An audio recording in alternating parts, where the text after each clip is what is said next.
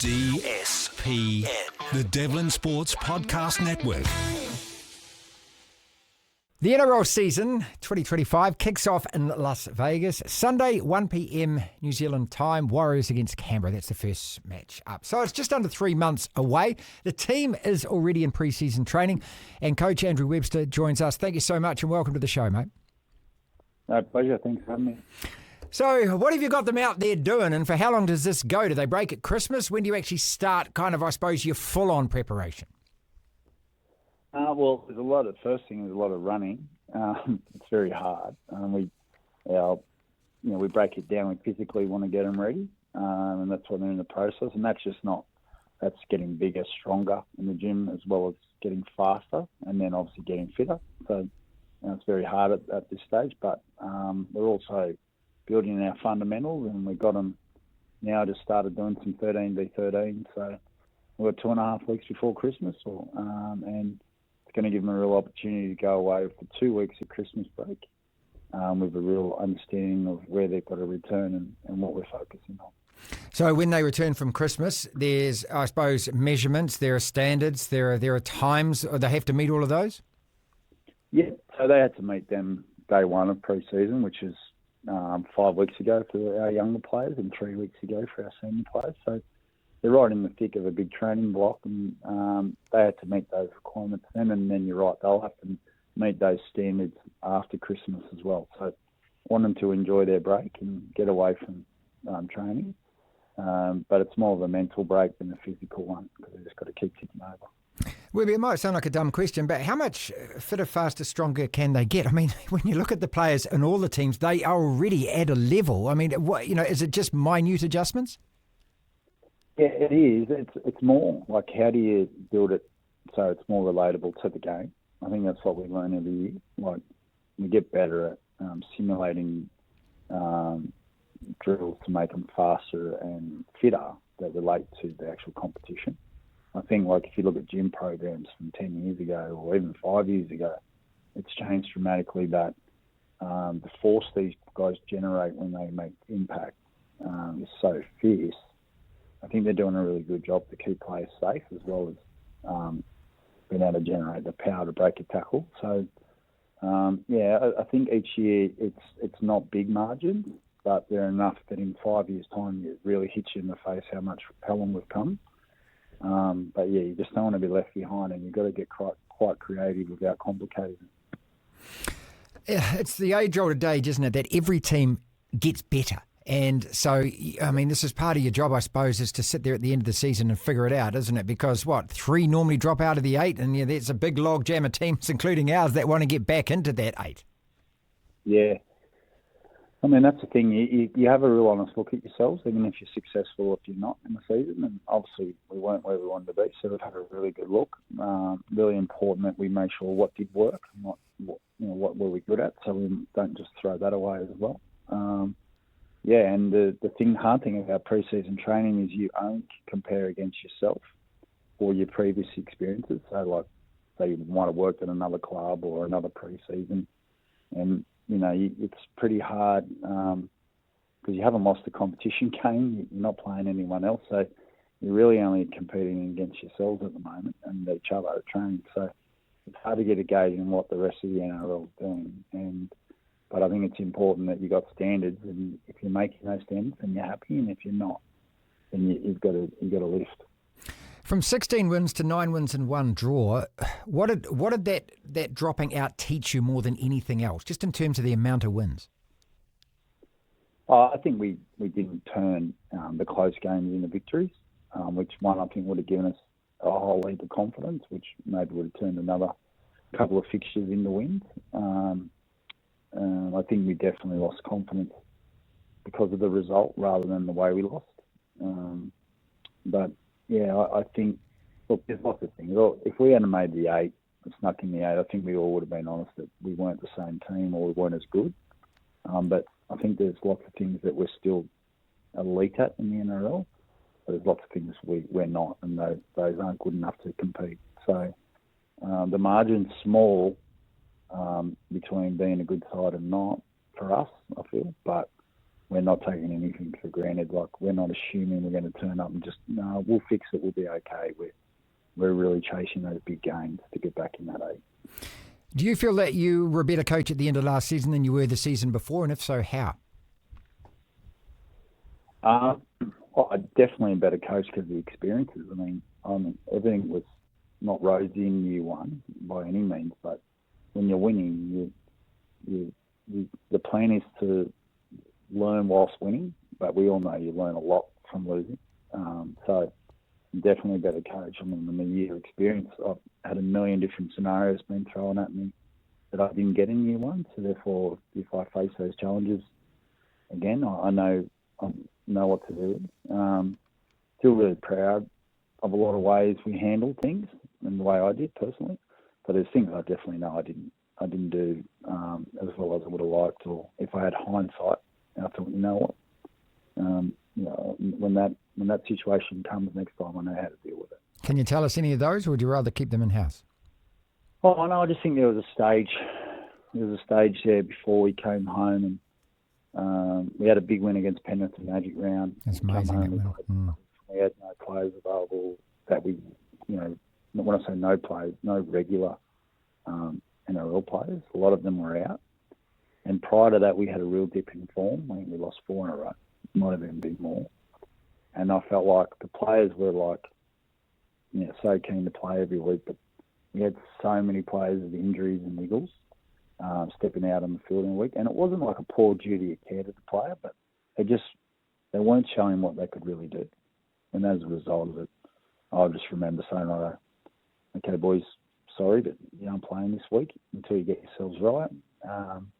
And we just went in with a fearless attitude with 17 fit guys that were capable, and we saw the results. Yeah. We turned up and we got probably our 2 best wins of the season with lots of adversity, but everyone was committed and their bodies were fit. Andrew Webster, Warriors coach, is with us. You talked about confidence before. I also think, I hope I'm recalling it right, that you mentioned the word resilience at the end of the season as well, and that sort of dropping off during games.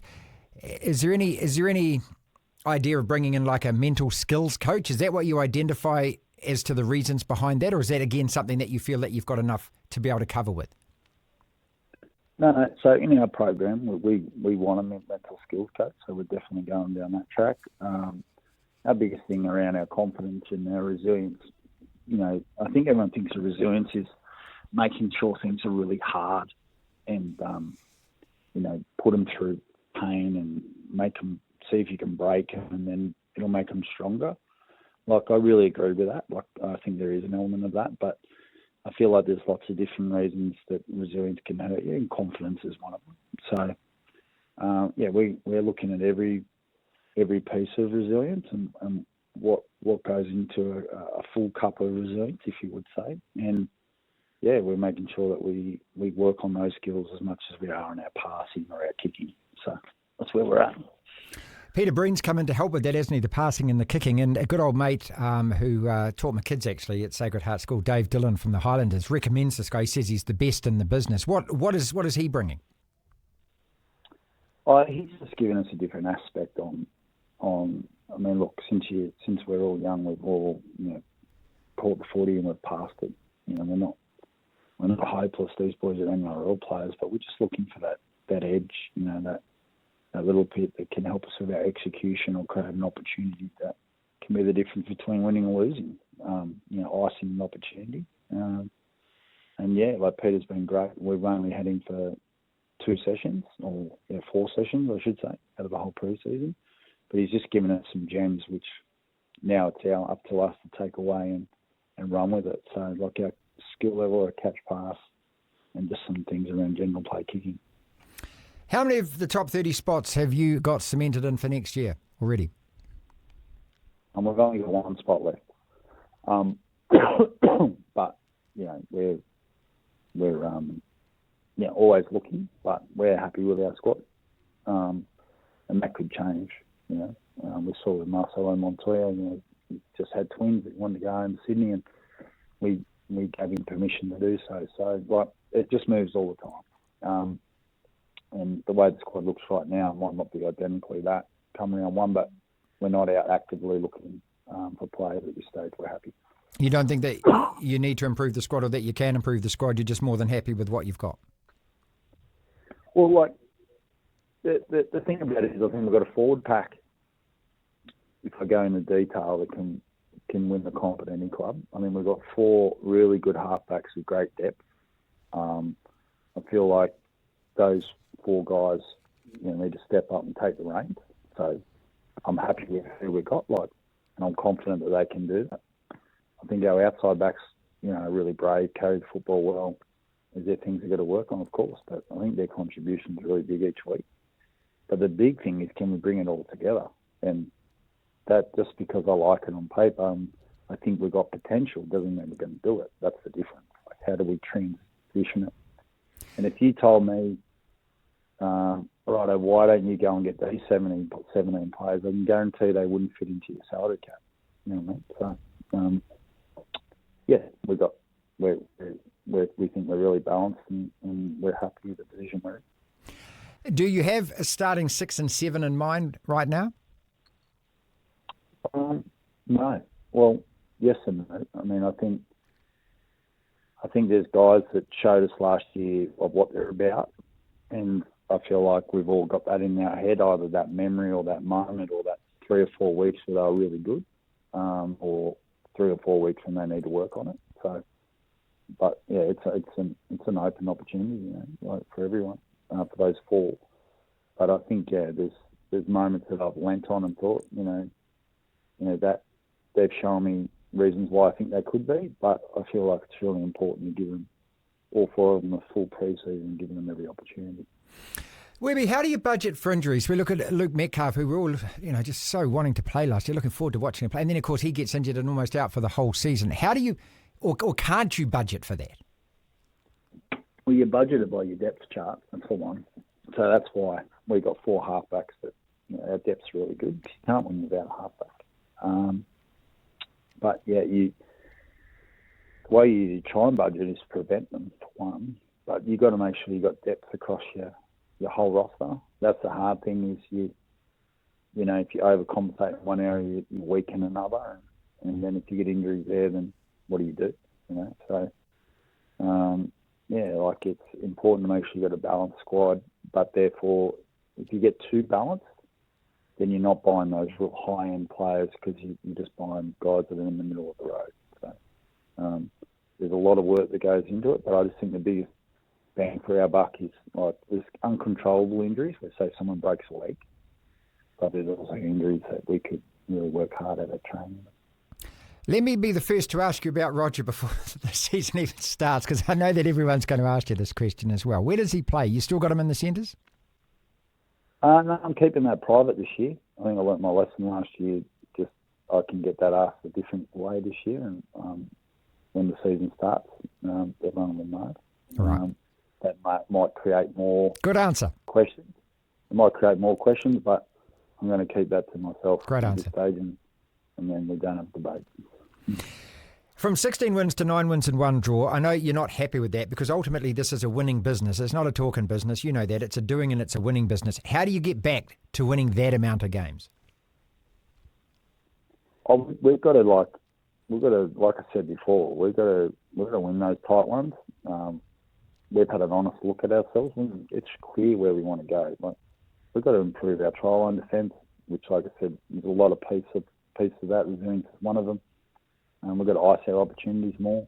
But we've got to remember that our identity in the way we want to play is really cool. And I think it goes a long way to winning NRL games, but we've got to fix 3 or 4 things that will have a huge impact on the result. And there's lots that goes into it, but we don't have to complicate it. But we've got to be very honest, which we have been, and we've got to attack it now and get it right. 2 quick questions and I'll let you go. Do you have a target? Do you have that in mind? Is it before the season? I think I asked you this same time last year. Do you set making the 8 as the bottom dollar? Yeah, I think you asked me 2 years ago as well. I probably did, actually. Yeah. No, I get it asked this time of the year, and it's a great question. It's just to win the comp. And when you ask me next year, it'll be the same thing. But you've got to make the 8 to give yourself a chance. And I think you got a better chance if you're in the top four. But we're not going to sit around a campfire and let's goal set make the top eight. We're 100% trying to win the comp. So, we're not adding pressure to ourselves, because I think you add pressure to yourself, you make that a goal this year or next year. Like, it's a goal every year, so it's no pressure. It's just part of it. Finally, is Vegas a distraction or an attraction? Well, it's only a distraction if we make it. I think if we handle it really well and enjoy it, but remember we're going there to get the 2 points, I think we're just giving our fans and our players, our whole club, we're putting them on the map. We're giving everyone we get to be part of opening the competition in America on the biggest stage, an amazing stadium. I think that's something we should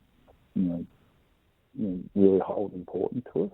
And then to go there and not perform well, then that would be just not good. So the big thing for me is it's a lot of responsibility, and we should be excited about it.